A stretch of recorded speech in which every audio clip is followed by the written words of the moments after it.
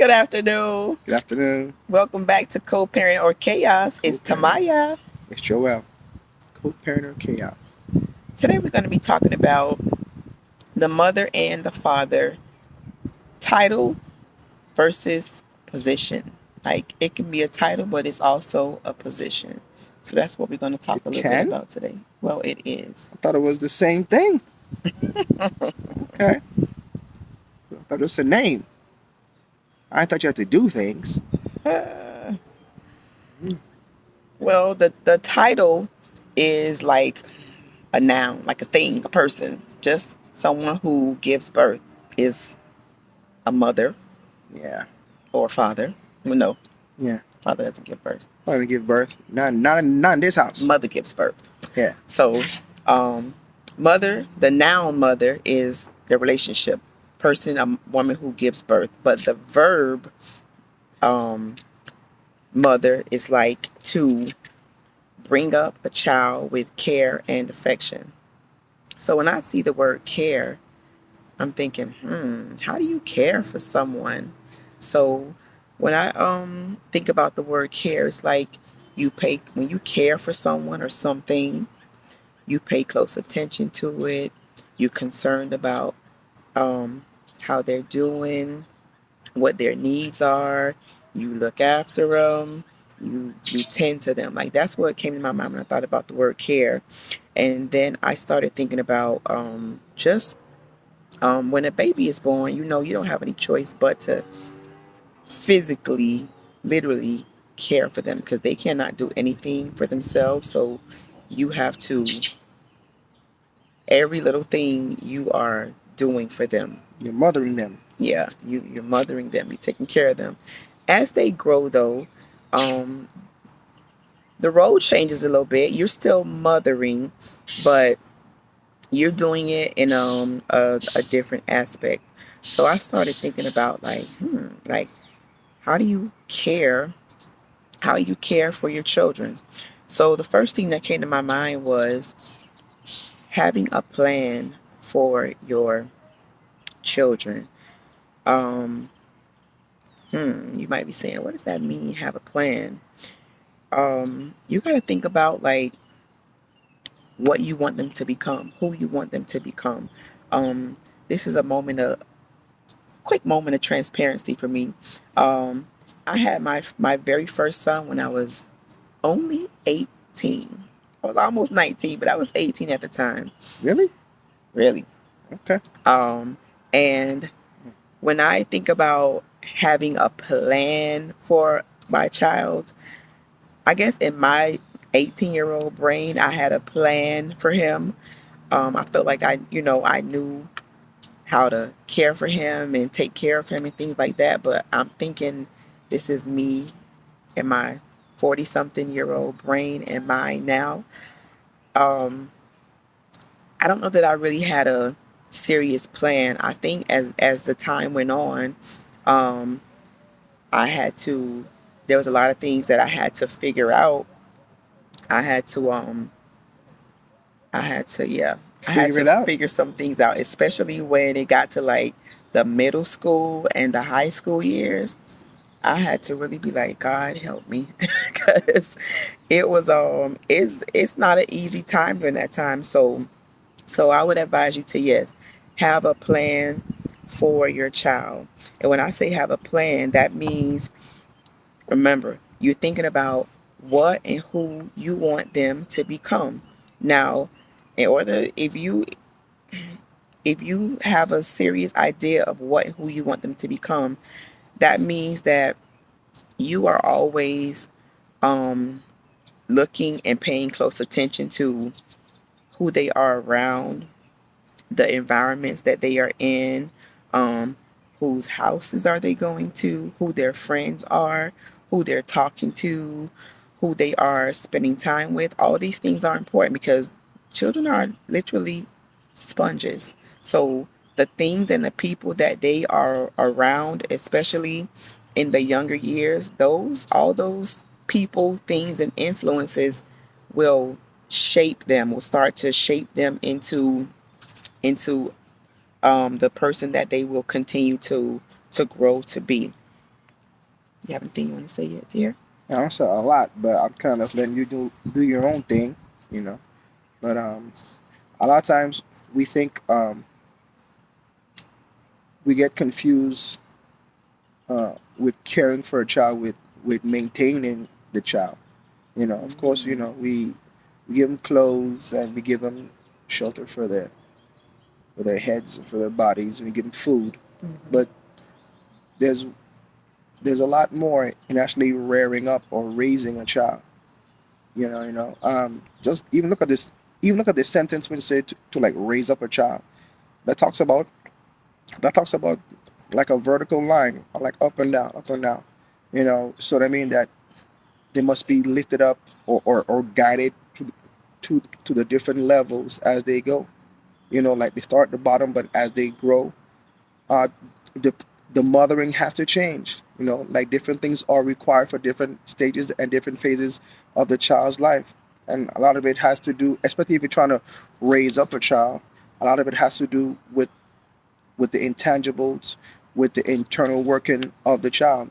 I think that's what my wife is referring to when she says that about about molding your child who you want them to be. Not necessarily even their career, I guess, but that's not a bad idea. But certain intangibles that they become, no Mm-hmm. matter what career they choose, they will flourish because they'll be blessed. Like they'll be blessed just by following through on what mom and dad said. Like I was thinking about the other day. I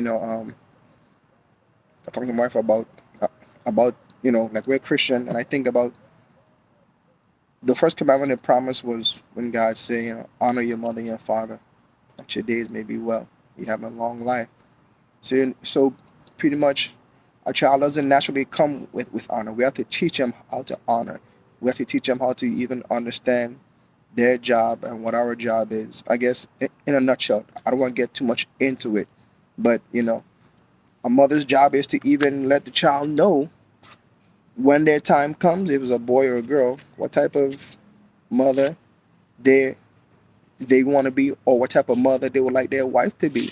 It's not just running them to baseball and running them to basketball, which of stuff is good, but it's about the talking, it's about the walking, it's about the showing them about the type of character that you want them to display. Anyway, but go ahead, babe. You do such a wonderful job. Go ahead. You're doing an awesome job too. But you Thank just you. mentioned the word character, and that thought came to me when you were talking about the internal things, like the intangible things that we're teaching them. So one of those things is like building character. So when I think about building character, or the way I think about it is like teaching them to do the right thing, like even when no one is watching, like even when mom and dad are not around, even when the teacher is not around, still like do what is expected of you, like do what you are supposed to do. I think that is a part of building character.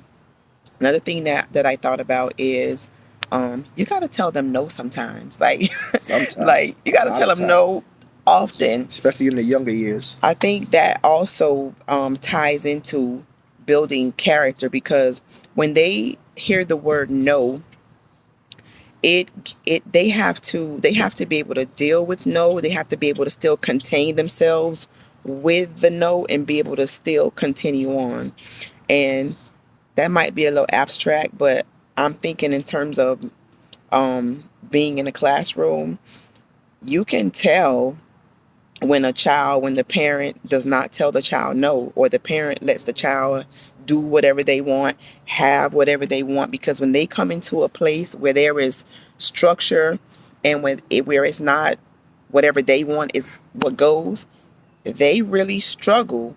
And some of them can't handle no, and some of them act out when you tell them no. So please, please, please, I beg you, do your child a favor and tell them no sometimes.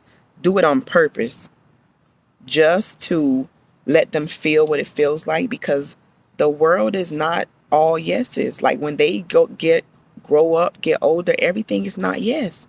They're going to get a no sometimes. Everything is Sometimes, not going to always sometimes. be what they want in their favor. So please do them a favor and Give them a no often and do it intentionally. Yeah. It makes them stronger. Not physically, you can't see it physically, but internally, it's a part of that building character. It makes them stronger. Yeah. Temperance, self-control. You know, that's just one of the characteristics of the fruit of the spirit. You know, that's just a way of just starting to actually introduce that introduce that character into their psyche, just into their everyday normal behavior. Yeah. Go ahead, babe. Sorry. Yeah, because they have to, like you just said, temperance and self control. They have to be able to, like, literally, they have to be able to control themselves, even when it's not what I want or I don't like the response, I don't like your answer, but they still have to be able to contain themselves because it's a lot of grown ups who you can tell nobody told them no. So it's manifesting itself in different ways now that they're adults when they get a no, but it starts when they are young. Yeah, yeah. I'm reading a book. I just picked it back up today. Yeah, The Calling of the American Mind.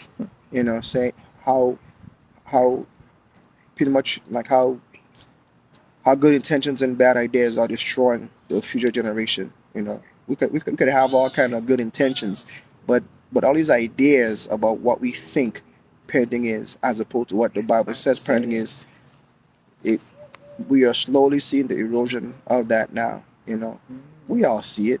Let's not pretend like we don't see just how horrible kids are nowadays. Come on, you know, and just being honest, you know, How horrible they can be. Not uh, all of them are, but I like remark because uh, let's go back to where we started. A lot of a lot of people, a lot of women aren't mothering. They just aren't mothering. and a lot of fathers aren't fathering. Exactly. So some of them aren't even there, like non-existent. You know. And Go it ahead, babe. it shows up. It It shows up in it society. it shows up. It shows up, and one of the places it shows up is in school, Yeah. in the classroom. The teachers can see, they can tell, you know, you can often tell, like, some of the children um, whose fathers are present.